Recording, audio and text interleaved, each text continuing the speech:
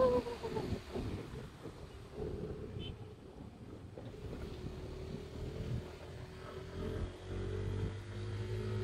ka pa ne?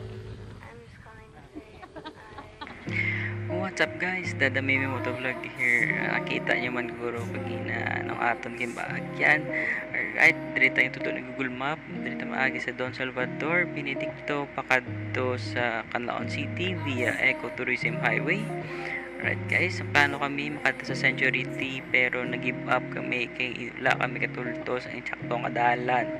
Diri kami ginreper sa bato-bato nga lapit na kami matumba guys. Bong, may manok pa namin tulahod. Alright.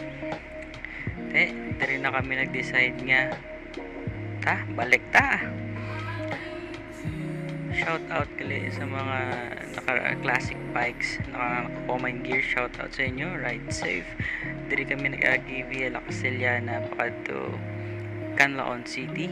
Nagbalik kami reroute kag nakita namo ang mga tawhay nga dalan. Right. Update nyo kami guys. Enjoy the ride.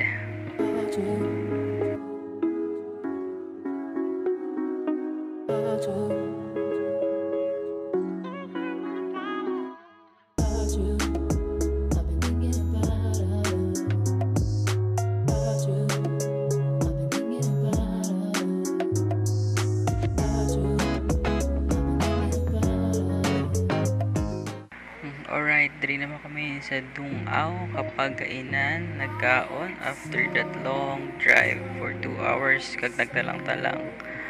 Right, let's go. Update nyo naman kami, ma-food trip kita diri sa manamit nga pagkaon sang Dungaw kapag kainan diri sa Canlaon City. Right, pusing-pusing gamay. Let's go.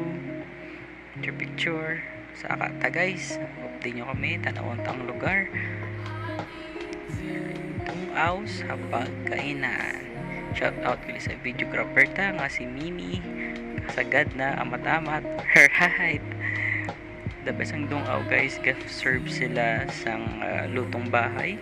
Pwede ka man ka-order via the menu. Meron sila inasal nga pwede mo order. Meron sila mga tea gusto mo or mga milk, mga kape, ikaw na bala guys. Alright, ang in-order naman is 2 ka paa with free iced tea na guys for only 140 pesos each with 2 rice na sa.